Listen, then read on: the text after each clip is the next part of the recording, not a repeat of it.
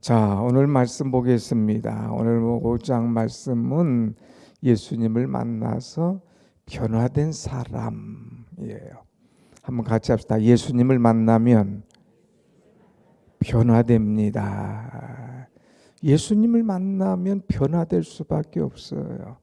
지난 주일날 우리는 자녀들아 그랬는데 이 자녀들은 예수님을 만난 새 생명을 가리키지 않습니까?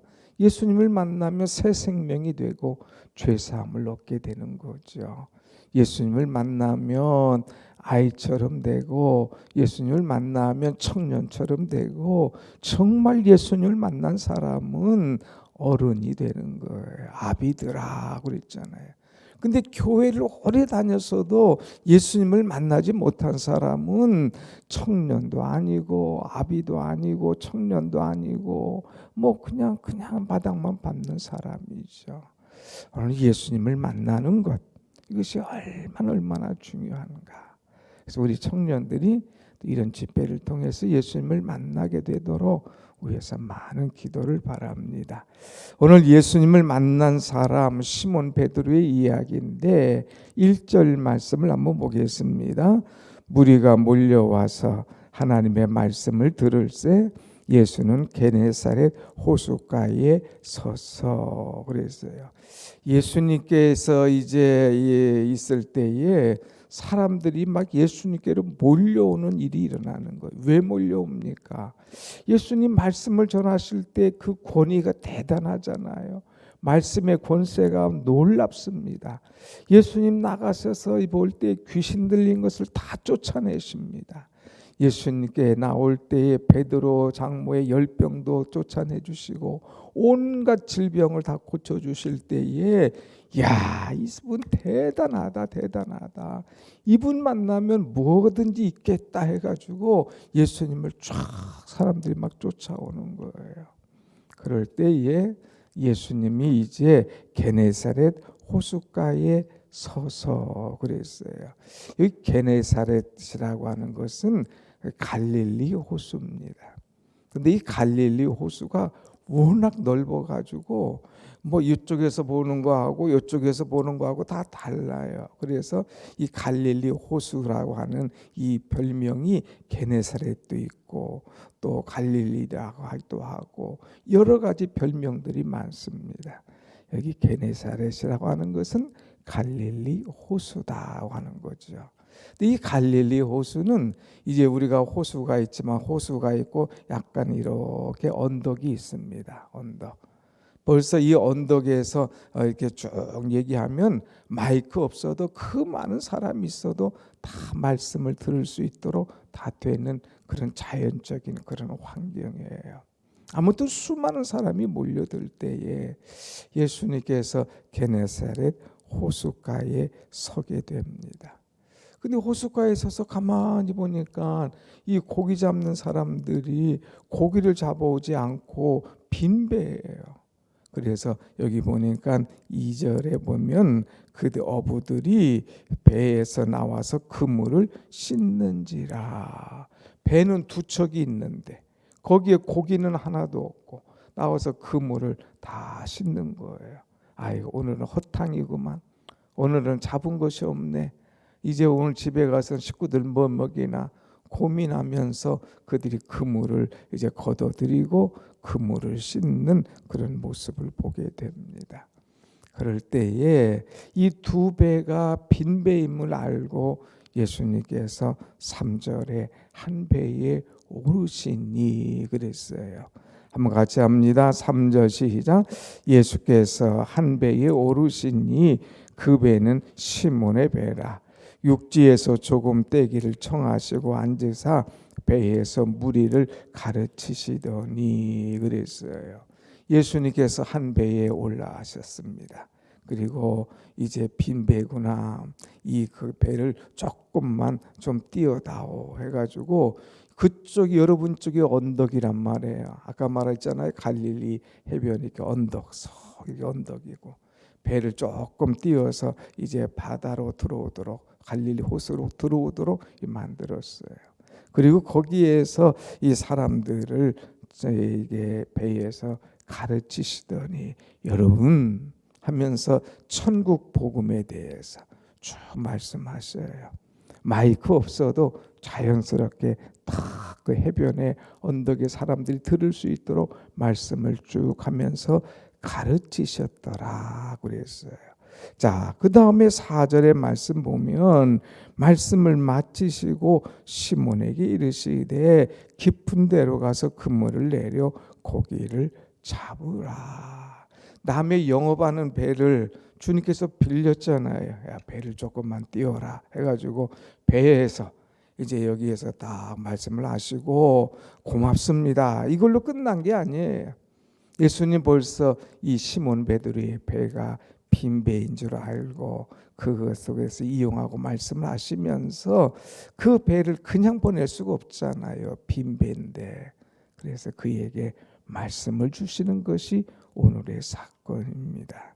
시몬 베드로에게 깊은 데로 가서 그물을 내려 고기를 잡으라. 너 집은 거 보니까 배에 고기가 아무것도 없구나. 고기를 잡아. 그런데 여기 말고 저기 말고 깊은 데로 가서 이제 그물을 내려서 고기를 잡아라. 주님이 장소를 말씀하고 있어요. 깊은 데로 가라. 그리고 거기서 수영해라. 뭐 이런저런 얘기가 아니고 그물을 내려라.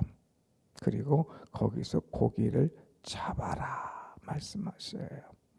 사랑하는 여러분, 예수님 벌써 아셔요. 그 배가 빈 배인 걸 아는 거예요. 고기가 필요한 걸 아시는 거예요. 비어있는 그 배에 오르시는 예수님. 여러분, 우리가 엊그제 말씀 봤잖아요. 예수님께서 내가 온 것은 가난한 자에게 복음을 전하기 위해서 왔노라. 예수님은 복음을 전하는데 누구에게? 가난한 자에게, 비어있는 자에게. 아마 여기가 그냥 배가 만선이었더라면 예수님이 올라갈 자리가 없었을 거예요. 근데 비어있기 때문에 올라가신 거고 그에게 만족을 주시기 위해서 올라가신 거예요. 우리가 세상 것으로 가득 차워 있으면 예수님이 들어오실 자리가 없어요. 내가 비어 있어야, 내 마음이 가난해야 예수님을 모실 수가 있습니다. 여러분 비었습니까? 여러분 뭐 했는데 허탕질했습니까? 뭐 했는데 수확이 없습니까? 낙심하지 마세요. 그때가 예수님을 모실 수 있는 때예요. 그때가 예수님을 만날 수 있는 때인 줄로 믿습니다. 아멘. 한번 지나가 보세요. 과거 인생을 보면 내가 잘 나갈 때 예수님을 찾았나? 내가 부자일 때 예수님하고 부르짖었나? 아니에요. 내가 안 되고 힘들고 가난하고 뜻대로 안 되고 자꾸 이렇게 할 때에 주여 힘들어요 하고 주님 앞에 나와서 다 마음을 열지 않습니까? 나에게 자꾸 배를 비우실 때에는 아하 주님을 찾으라는 기회구나 하고 낙심하지 말고 그때 내게 더 가까이 오셔서 내 빈배에 올라오시고 말씀을 주시는, 은혜를 주시는, 축복을 주시는, 풍성한 열매를 주시는 주님을 만나는 여러분이 되시기를 축복합니다. 아멘. 두 번째는 보면 깊은 데로 가서 그물을 내려 고기를 잡으라 말씀하실 때에 어떤 반응이 일어났나요? 5절 다 같이 시작. 시몬이 대답하여 이르되 선생님 우리가 밤이 새도록 수고하였으되 잡은 것이 없지만은 말씀에 의지하여 내가 그물을 내리리이다. 아멘. 아멘. 여기 보면 내가 잡은 것이 없습니다. 내가 잡은 것이 없습니다. 그러나 내가 말씀에 의지하여 그물을 내리리이다. 아니 전혀 그냥 이 갈릴리에서 이 어부들 다 알잖아요. 근데 생전 보지도 않은 사람이 오는 거예요. 또 그물을 내리라고 하는 거예요. 깊은 데로 가라고 하는 거예요. 경험과 상식과 이치에 전혀 맞지 않는 이야기. 보니까 뭐 어부도의 목장도 아니에요. 그런 데 가서 한마디 톡 하는 거죠. 그런데 이 시몬 베드로는 자기의 경험보다 자기의 상식과 이치보다 예수님의 말씀, 그 말씀을 따랐다는 거예요. 여기 보니까 말씀에 의지하여 하는 것은 말씀에 순종하여라는 거예요. 그래서 신앙은 경험보다 순종이라는 거예요. 신앙은 제사보다 순종이라는 거예요. 순종하는 것이 얼마나 큰지.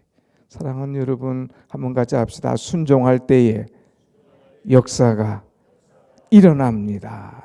순종할 때 일어나는 거예요.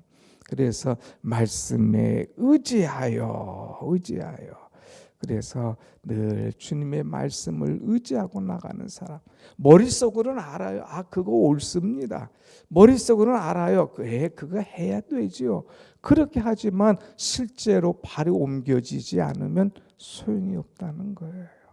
오늘 우리는 아는 것과 행하는 것은 다른데 우리는 말씀에 늘 순종하는 삶, 말씀에 의지하여. 한 번 더 합시다. 말씀에 의지하여, 말씀에 의지하여 나가는 그런 신앙. 그래요. 그러니까 6절에 보면 누가복음 5장 6절, 누가복음 5장 6절 보면 그렇게 하니 고기를 잡은 것이 심이 많아 그물이 찢어지는지라.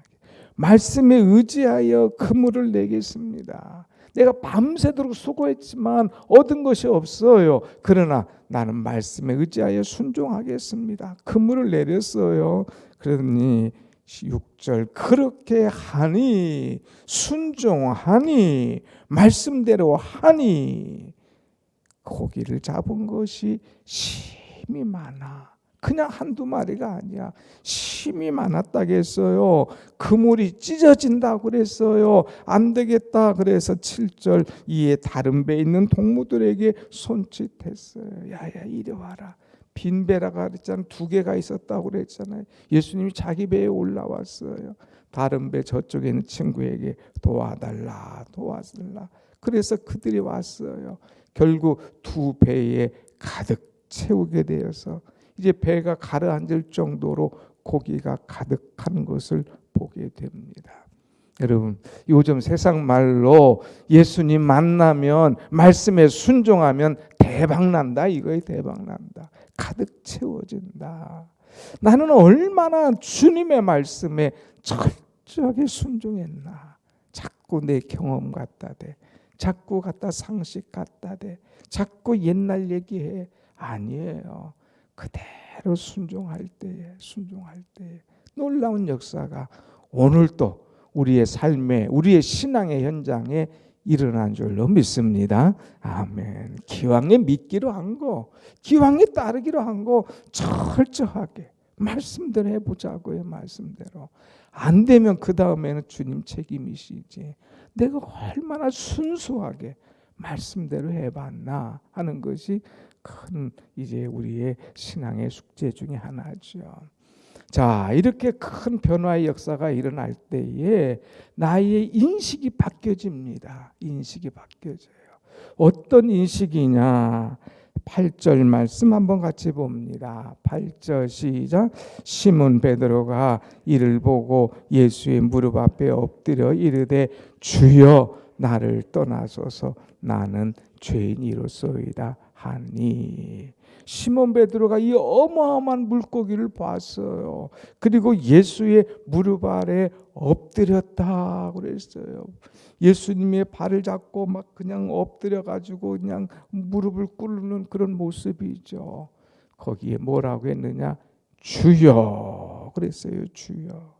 그런데 이 보면 이 주여라고 하는 표현이 이제 5절에 보면 뭐라겠느냐? 시몬이 대답하여 이르되 선생님 우리들이 밤이 새도록 수고하였지만은 얻은 것이 없었습니다.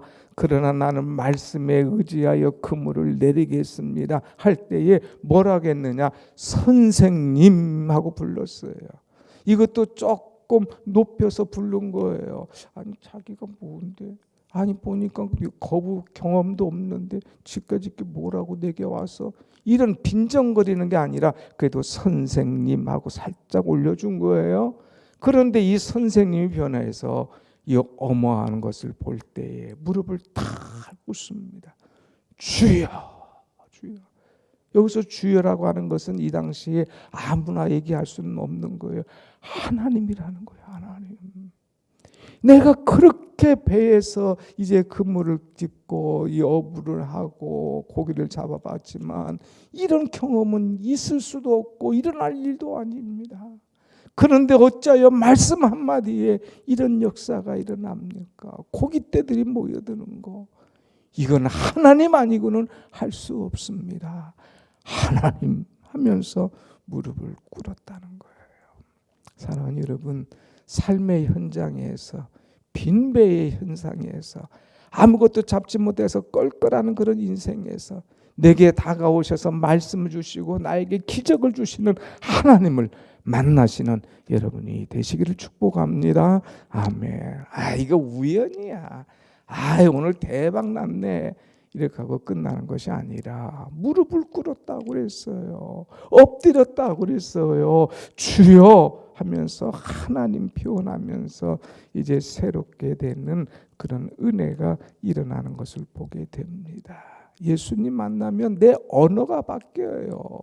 어제 그랬잖아요. 주일날 이제 아이들아 너희가 하나님을 알았음이요 그랬어요. 아이들가 돼서 하나님을 알면 그 다음부터 하나님에 대한 호칭이 바뀌거든. 아버지, 아버지, 아버지. 그렇게 해도 아버지, 하나님을 아버지라고 못하는 사람들이 많다고 그랬어요. 그러나 아이가 정말 새 생명으로 와서 예수님을 인격적으로 만나면 그때부터 아버지, 아빠, 아버지 하면서 기도한다고 그랬잖아요.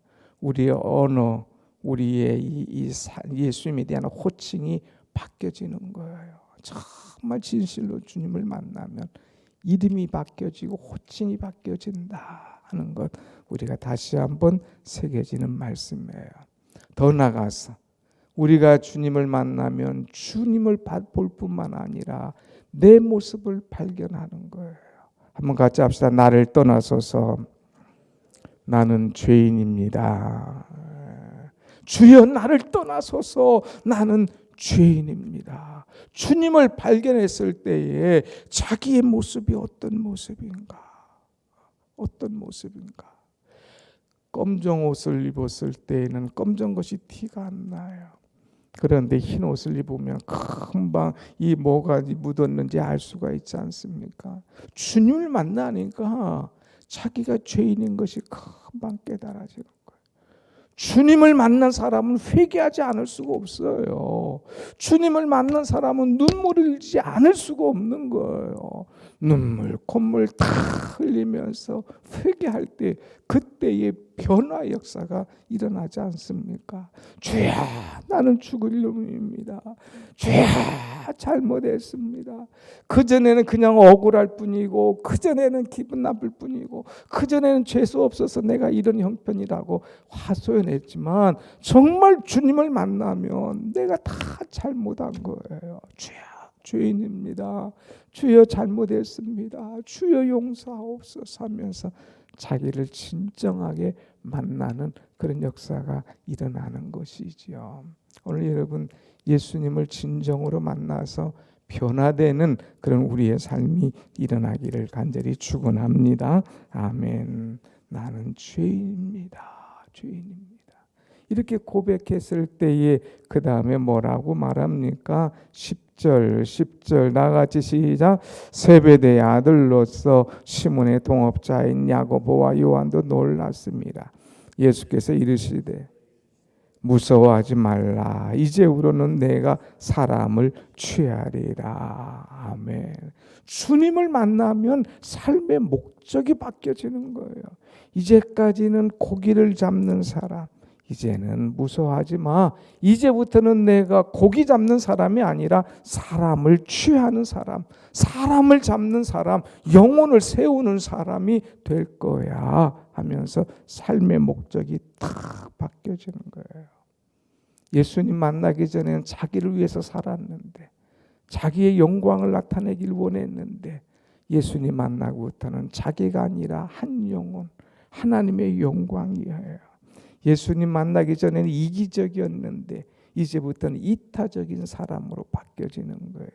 예수님 만나기 전에는 대접받기만을 좋아했고 인생의 행복이 자기였는데, 예수님 만난 후로는 남을 섬기고 예수님을 기쁘게 하는 것이 진정한 행복의 이유가 뭔지를 알았더라 하는 거예요. 삶의 목적이 바뀌어진 거예요. 목적.